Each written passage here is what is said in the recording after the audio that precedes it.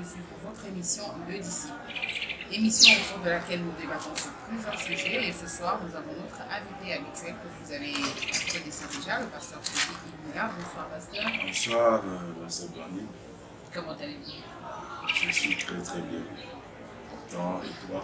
Ah, moi, je vais toujours très bien. Toujours très bien. Ouais, il faut le ça. Oui, moi, je me porte toujours très bien. C'est merveilleux.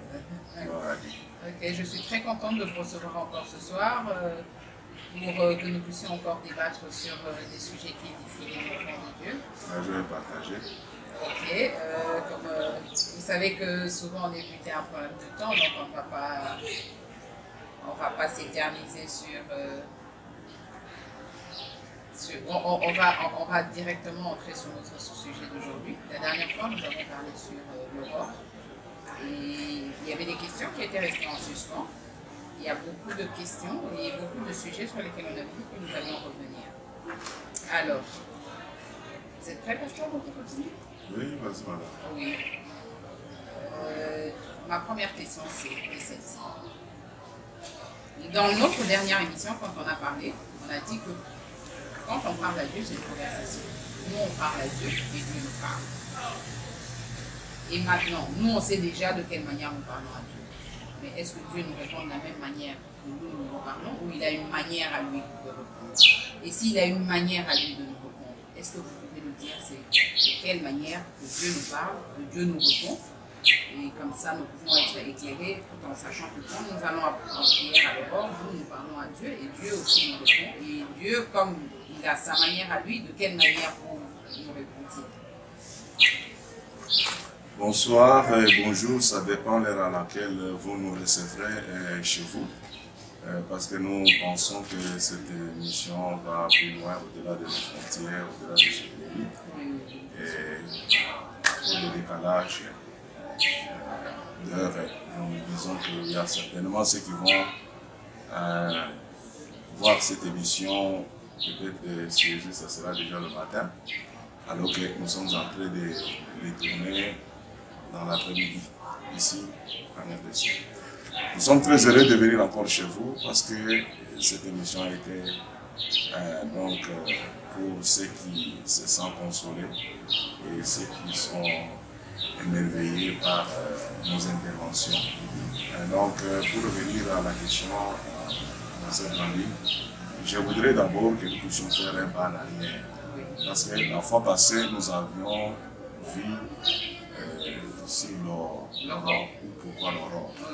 Nous avons vu que c'était un temps crucial, un temps merveilleux, un temps glorieux, où nous voyons la nature en train de nous accorder ses merveilles. La nature en train de nous accorder ses merveilles. Et il y a beaucoup de choses et beaucoup de réalités que le monde est en train d'expérimenter à partir de ce temps-là.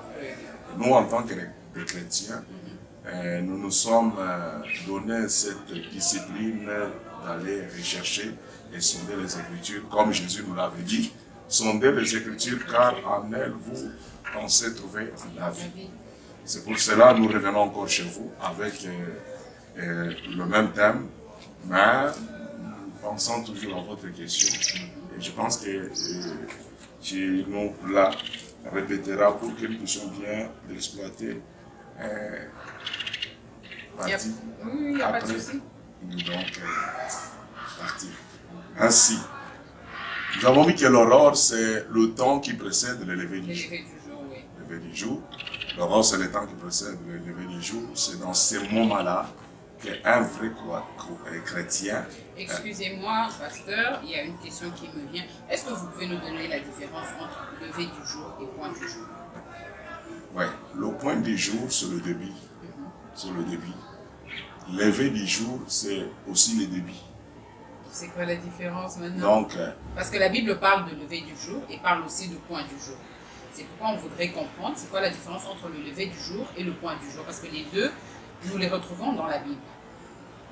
C'est ce que je dis. Donc, le point du jour, c'est le début. Le lever du jour, c'est quand le soleil commence à se lever. Ou bien on peut appeler ça autrement le lever du soleil. Donc, le lever du soleil, c'est là que tout commence. Ok? Donc, c'est la raison pour laquelle je voudrais encore revenir chez nos téléspectateurs pour essayer encore de récapituler après un long moment d'absence. Cette fois-ci, il n'a pas été très long. Ça n'a pas été long. Non, à peine c'est une semaine. Hein. Ok, bon, moi je pensais quand même une semaine avec ce qu'on aime, ça peut prétendre être très long. Oui. Peut-être un mois ou 3 mois, ça dépend de la manière que chacun l'interprète. Donc, nous avons vu que ce moment-là, Dieu a fait de grandes choses avec ses enfants, avec ses serviteurs, ceux qui nous ont précédés. Et nous avons été conseillés dans les Écritures par l'apôtre Paul. Il dit, ces choses arrivent, ils sont arrivées et pour nous servir, nous, le peuple d'aujourd'hui, d'exemple et de repère. C'est-à-dire, si nous avons à lutter, nous devons recourir et regarder la manière que le vainqueur de la fois passée ont vaincu les circonstances. Et quand nous revenons dans les mêmes circonstances et nous faisons ce qu'on fait, alors nous aurons les mêmes résultats parce que nous savons, toujours comme nous avons l'habitude de le dire dans cette émission, que les mêmes causes produisent toujours les mêmes effets.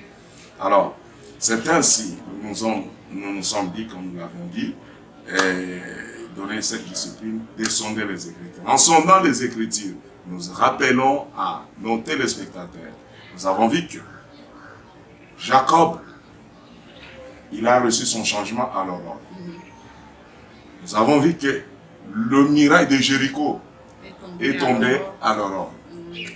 Nous avons vu que le Seigneur Jésus-Christ lui-même, il ne se levait pas n'importe quel moment pour entrer en communion avec le Père.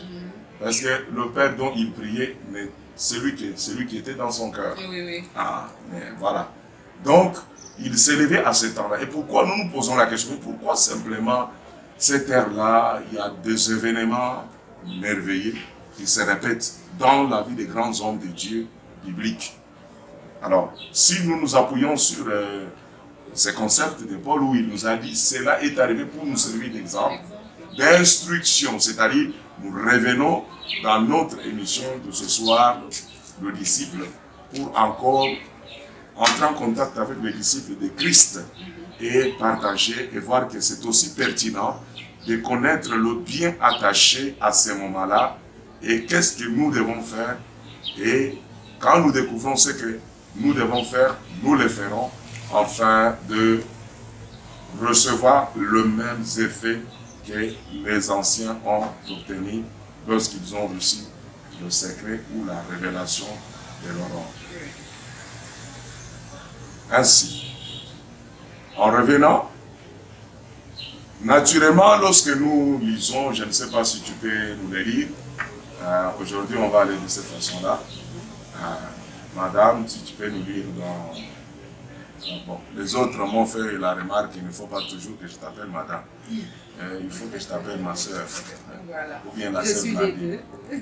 Tu es les deux. Madame, je suis soeur. Ils ont dit que non, madame, ça paraît être trop étrangère. C'est comme si tu t'adresses à une étrangère. Donc, c'est pourquoi je m'adapte à leurs recommandations.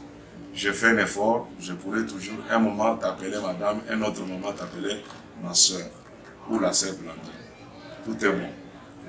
Tu peux nous lire dans Job chapitre 14, verset 1er. Qu'est-ce que la Bible déclare là-bas? Job chapitre 14, au premier verset, il nous dit « L'homme né de la femme, sa vie est courte, sans cesse agité. » Vous voyez, l'homme, tout être humain qui est venu, tous ceux qui peuplent le monde aujourd'hui, dans la vie humaine, sont venus d'une femme. Tous ceux qui peuplent l'humanité aujourd'hui dans la vie humaine, parce que nous avons la vie végétale, nous avons la vie animale. Mais dans la vie humaine, nous sommes ici d'une femme. Et on nous dit par le Job, il nous dit que tout homme né de la femme est sans cesse agité. Naturellement, nous tous, par notre nature, dans notre façon d'être, nous sommes déjà agités. Or, en réalité, lorsque vous allez voir dans Exode 14, si je ne me trompe pas, Exode 14. Oui. 14, 13.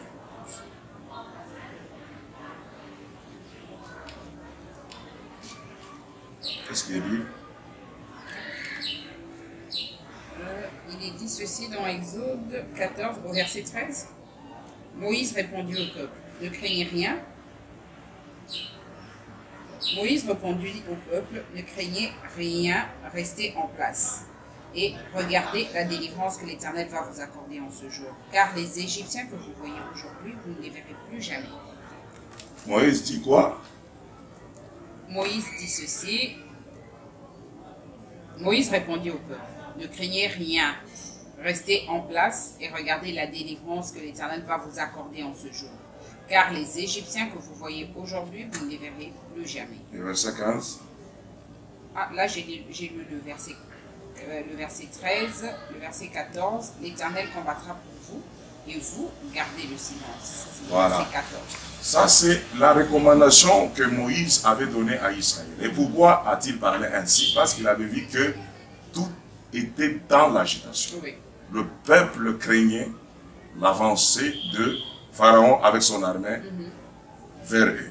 Oui. Alors, le camp d'Israël était dans l'agitation.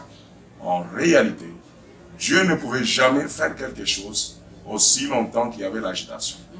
Et dans notre vie de tous les temps, chaque fois que vous êtes agité, Dieu n'interviendra jamais.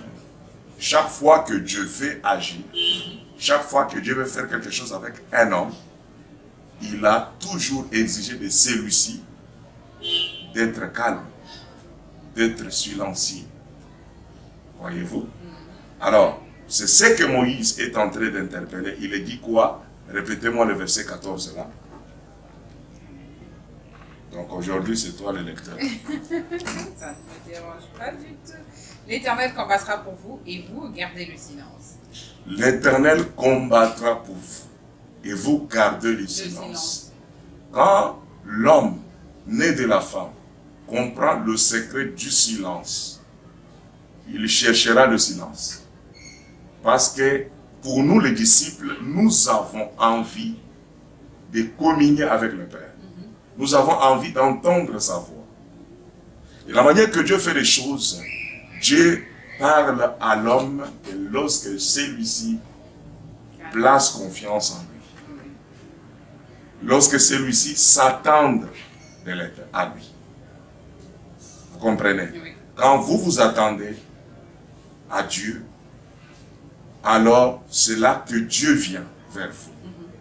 Et la seule manière que Dieu a établi le principe est que si nous voulons chaque moment entendre Dieu nous parler, en réalité, nous devons apprendre à être calme, à garder le silence, parce que notre silence témoigne la confiance que nous plaçons dans le très haut et l'Éternel.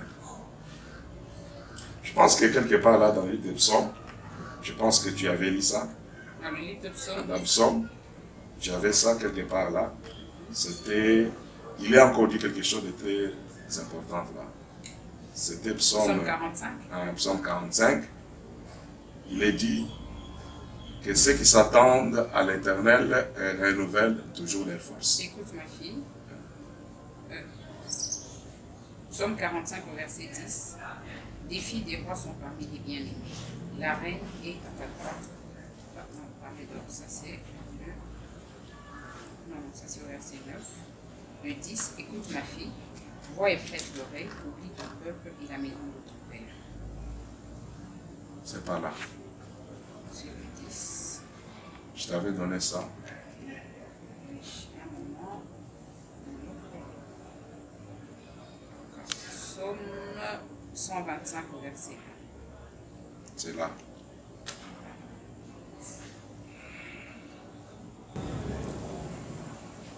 Ceux qui se confient en l'Éternel sont comme la montagne de Sion. Elle ne chancelle point, elle est affermie pour toujours. Ceux qui se confient en l'Éternel, elle ne chancelle point. Oui.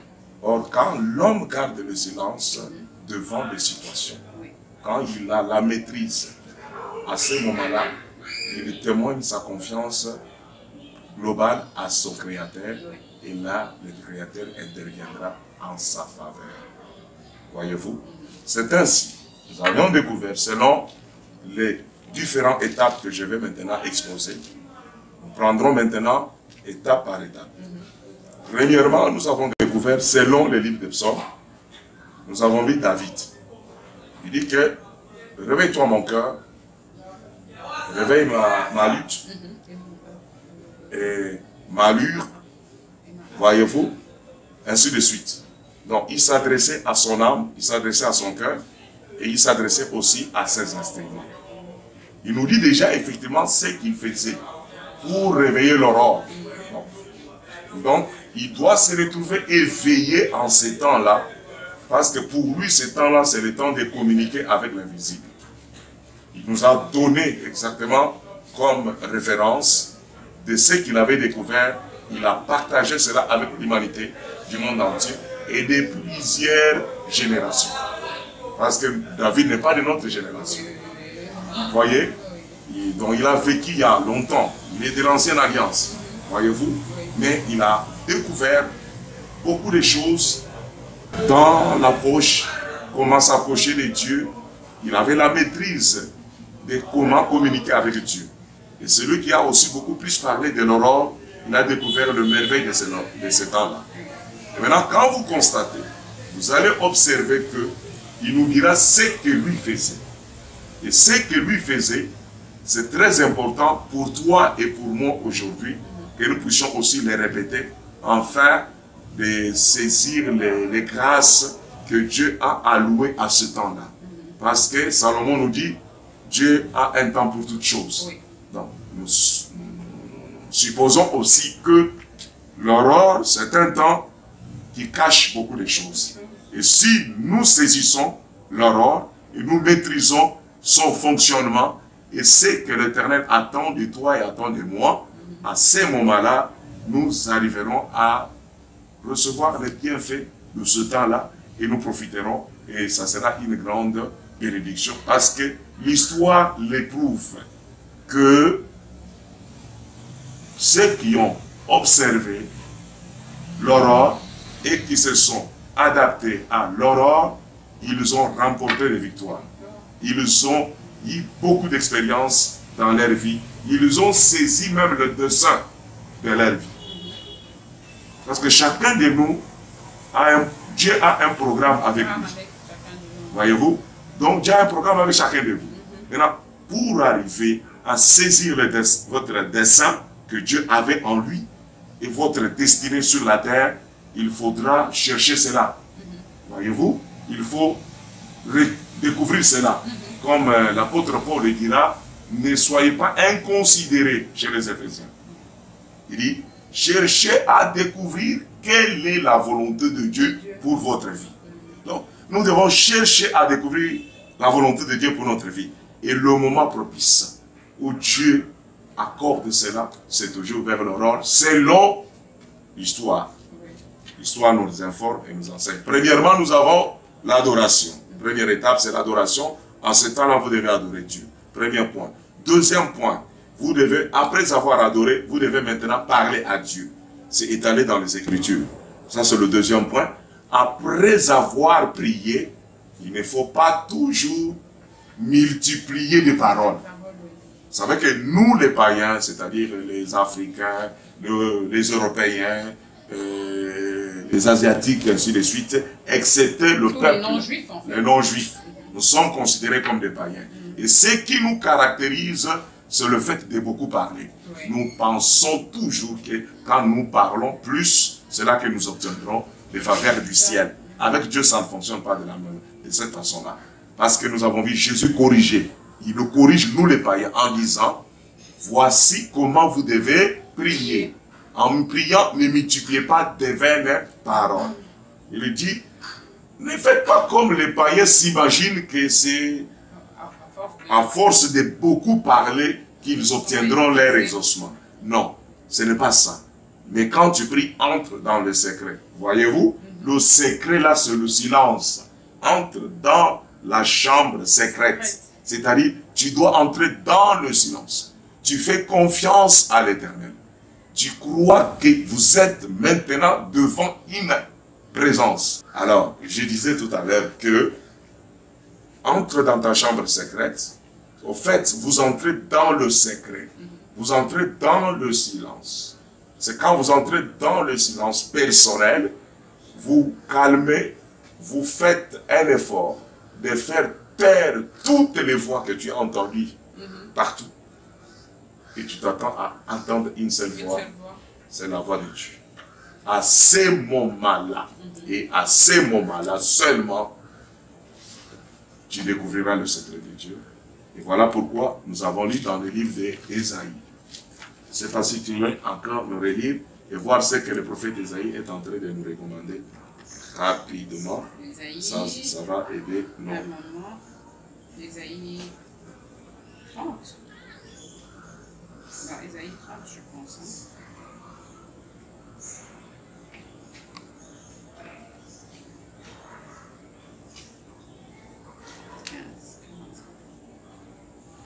Voilà. Ésaïe 30 au verset 15.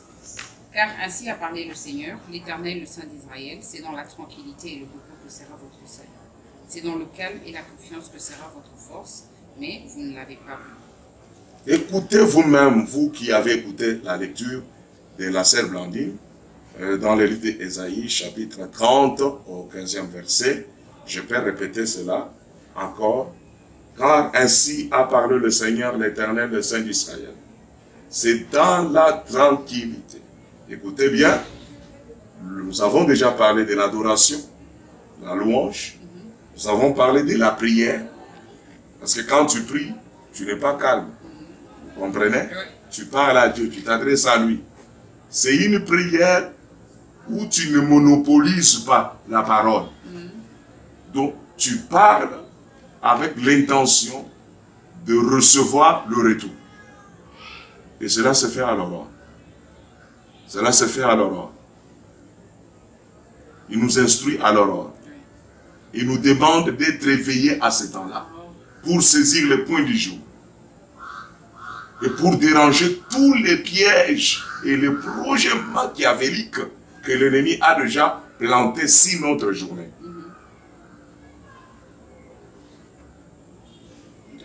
Tu vois? Il n'y a que ceux qui se lèvent tôt le matin qui ont réellement reçu la plus grande révélation et qui ont été en contact avec l'événement de l'aurore qui était celui de la Pâque. La résurrection de Jésus. La résurrection de Christ. Et cela, ce sont des femmes. Comme elles étaient, elles maîtrisaient, comprenaient. Elles se sont réveillées tôt le matin, à l'aube du jour. Voyez-vous? À l'aurore. Elles se sont levées tôt le matin pour arriver et embaumer le corps de Jésus-Christ. Mais elles étaient surprises de voir une réalité tout à fait autre à l'encontre de leurs attentes. Pourquoi? Parce qu'elles ont choisi le bon moment. Elles ne savaient pas qu'en partant là, ils vont retrouver la tombe vide.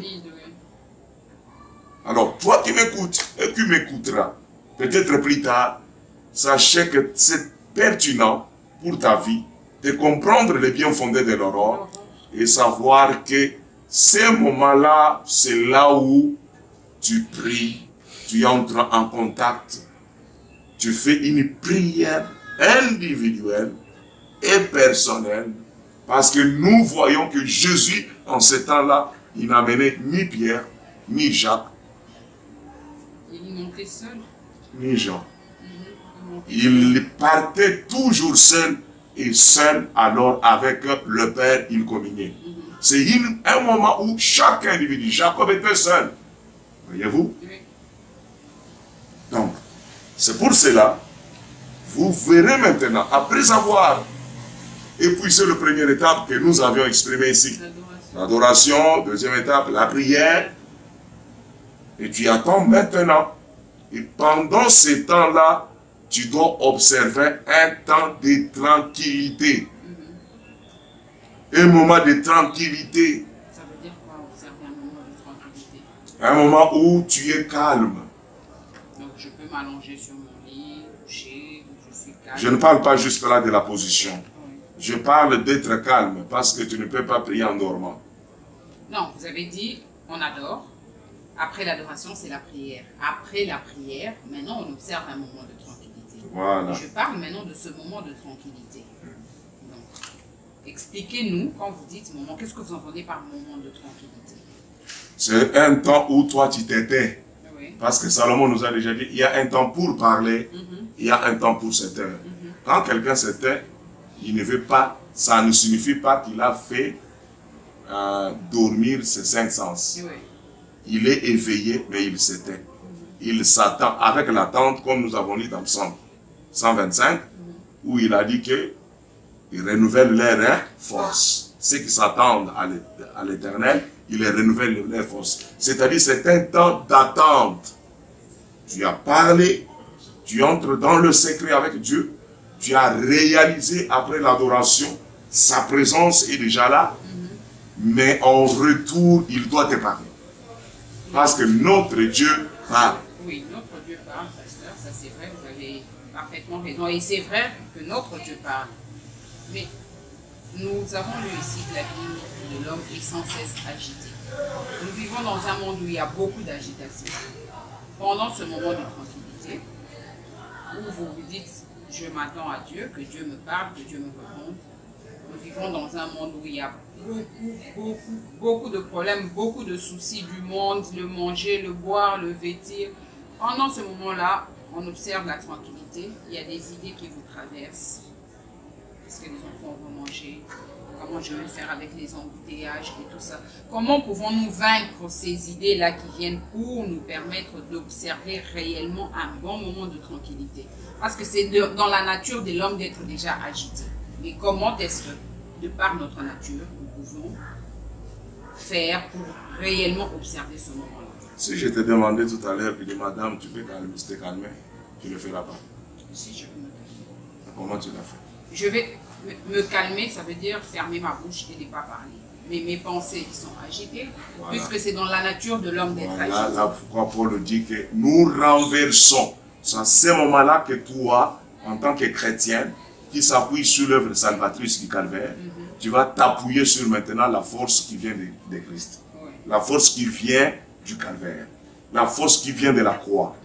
Parce que l'évangile de la croix, c'est une puissance qui renverse tout et qui transforme tout. Alors, maintenant, en s'appuyant là-dessus, vous devez renverser tout auteur qui s'élève, tout raisonnement. C'est en ce moment-là de tranquillité où tu dois renverser tout auteur et tout raisonnement qui s'élève contre le raisonnement qui se lève pour nous empêcher d'écouter la voix de Dieu.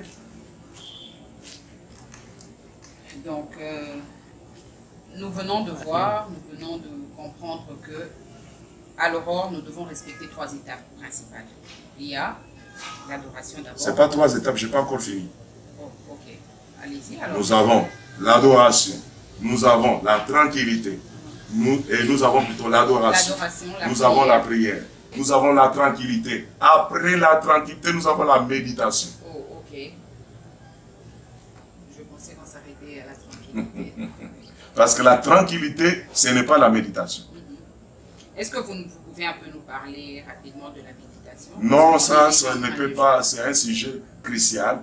Alors, qu'on ne peut pas passer à la volée. Alors là, la méditation, on garde pour Non, je vais d'abord insister sur ce qu'Ésaïe a dit ici. Voilà. Ésaïe parle de la tranquillité ici. Nous avons relevé cela dans le 15e verset.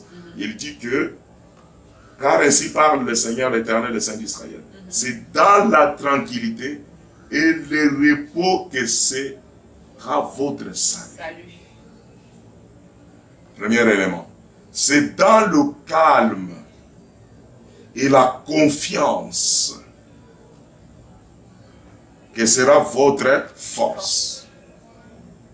Le calme, donc quand nous sommes calmes, nous témoignons qu'il n'y a que le Très-Haut qui peut maintenant intervenir en notre faveur. Et à cause de cette confiance-là, l'Éternel renouvelle notre force. Voyez-vous? Nous avons la tranquillité. Dans cette même période, nous avons le calme, Oui. c'est le silence. Est-ce qu'il y a un temps à partir ou disons, pendant ce moment de tranquillité, est-ce que la Bible parle d'un temps bien précis que nous devons observer ou bien on peut observer? Oui, la Bible parle dans l'Apocalypse chapitre 8. Okay. Quand il ouvrit, oui, on peut le lire.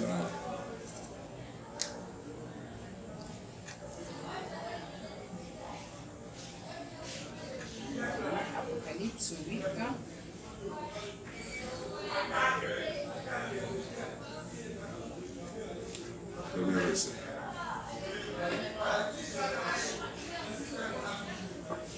Voilà.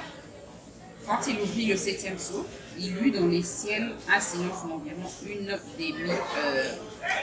Il y eut dans le ciel un silence environ une demi-heure.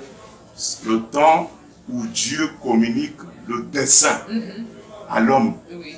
C'est dans la fourchette Une demi-heure. donc entre 20 à 30 minutes.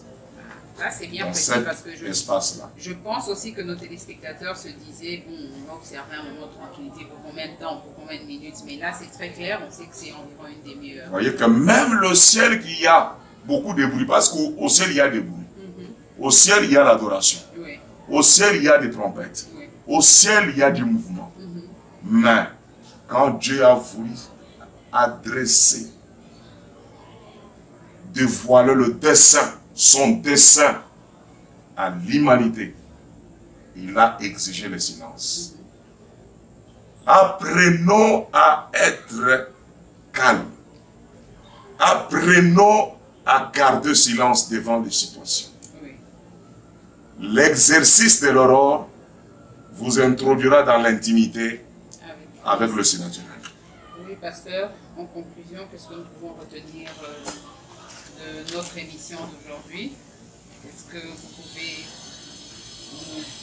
que vous n'avez pas dit, que vous pouvez rajouter pour clôturer notre émission de ce soir? Bon, clôturer et pas clôturer, c'est déjà notre l'émission de ce soir. Ouais, notre souper. C'est ce que j'ai dit. Clôturer ou ne pas clôturer, c'est très difficile.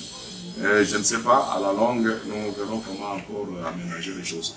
Et avoir assez de temps pour exprimer, non, ça dépend de votre organisation. Mais sinon, je dirais ceci pour ce soir à nos téléspectateurs. Il est pertinent, même les scientifiques sont en train de découvrir la réalité de l'aurore. C'est comme un nouveau vent. Oui, ouais. Là j'appuie, j'ai lu, et puis quand vous regardez beaucoup de vidéos de motivation sur l'entrepreneuriat, vous voyez que les grandes personnalités, généralement, se réveillent à 4 heures. À 4 heures, il fait sa méditation, il fait son sport, peu importe, qu'il soit chrétien, qu'il soit païen, mais vous sentez qu'ils ont, comme on appelle ça, un rituel matinal. Donc il y en a. Pour les chrétiens, c'est la prière, la méditation et tout ça. Et pour les autres, ils se sont donné une discipline. Et vous voyez que c'est des gens qui sont vraiment, qui évoluent, quoi. Oui, les lois de Dieu sont immuables et sont pour ceux qui les saisiront. Donc, qui que vous soyez, lorsque vous entrez en contact avec les lois et les principes que Dieu a établis dans la nature, vous aurez les effets bénéfiques de ces lois-là. Aujourd'hui, que tu sois chrétien ou pas, dès que tu te maries, tu auras des enfants. Oui. Ça ne choisit pas. Que tu sois de n'importe quelle autre religion. On ne dit pas, bon, la vraie religion c'est le christianisme. Bon, comme la vraie religion c'est le christianisme, alors les autres ne pourront plus se multiplier. Donc, la loi ne regarde pas les religions. Et là, nous sommes dans le disciple là. Dans le disciple, nous sommes en train d'étudier et de partager avec les disciples de Christ pour leur faire voir que ces lois sont là bel et bien dans la parole. Saisissons-les et faisons les choses telles que Dieu l'a établies. Nous évoluerons dans notre intimité avec le Seigneur à l'aurore. En tout cas, merci beaucoup, pasteur. Vous nous avez beaucoup éclairé. Chers téléspectateurs, nous venons de suivre avec vous que l'aurore, c'est un moment très important dans la vie d'un chrétien. Nous voyons que la résurrection du Seigneur Jésus-Christ, c'était à l'aurore. Le mur de Jéricho est tombé à l'aurore. L'Éternel a visité Jacob à l'aurore. Et on vient d'apprendre ensemble avec vous que nous devons commencer par l'adoration. Après l'adoration, nous devons prier. Après la prière, nous devons observer un moment de tranquillité. Et après le moment de tranquillité vient la méditation, dont on abordera le sujet très prochainement. En tout cas, nous avons été édifiés, pasteur, ce soir. C'est vraiment un sujet, pour moi personnellement, j'ai vraiment eu ma part. Et nous vous remercions pour cela et vous demandons, s'il vous plaît, si vous pouvez adresser un mot de prière pour que nous puissions clôturer cette émission. Seigneur notre Dieu, notre roi, nous sommes très reconnaissants envers ta gloire et ta manifestation aujourd'hui. La manifestation de ta parole aujourd'hui est en train d'éveiller les consciences de ceux-là qui s'attendent à toi. Jésus-Christ manifeste ta gloire au milieu de ton peuple et de tous ceux qui vont écouter ou suivre cette émission, que cela soit une bénédiction pour leur foyer, leur vie, leurs expériences personnelles. Manifeste ta lumière là où il n'y a pas de lumière, que toi tu amènes ta lumière, et là où la lumière arrive, le ténèbre s'en va et la lumière apparaît et il y a l'espoir qui renaît. Lorsque la rose de l'aurore puisse réellement amener de l'espoir dans tout celui qui nous écoutera et que cela puisse apporter un changement radical dans leur vie. Car nous t'avons ici demandé au nom puissant, merveilleux de notre Seigneur Jésus-Christ, notre Dieu. Amen. Amen. Merci beaucoup, chers téléspectateurs, de nous avoir suivis avec beaucoup d'attention. J'espère que vous avez été édifiés par ce sujet, par l'intervention de ce soir, et que l'Éternel vous bénisse. Et nous vous demandons de toujours suivre massivement et de vous abonner massivement. Si vous ne vous êtes pas encore abonné sur notre chaîne et que c'est la première fois que vous nous suivez, c'est CM Live TV. Abonnez-vous massivement et n'oubliez pas de liker, n'oubliez pas de laisser vos commentaires, parce que c'est avec vos suggestions, vos commentaires que nous arrivons à améliorer cette émission pour votre plaisir et pour vous. Au revoir.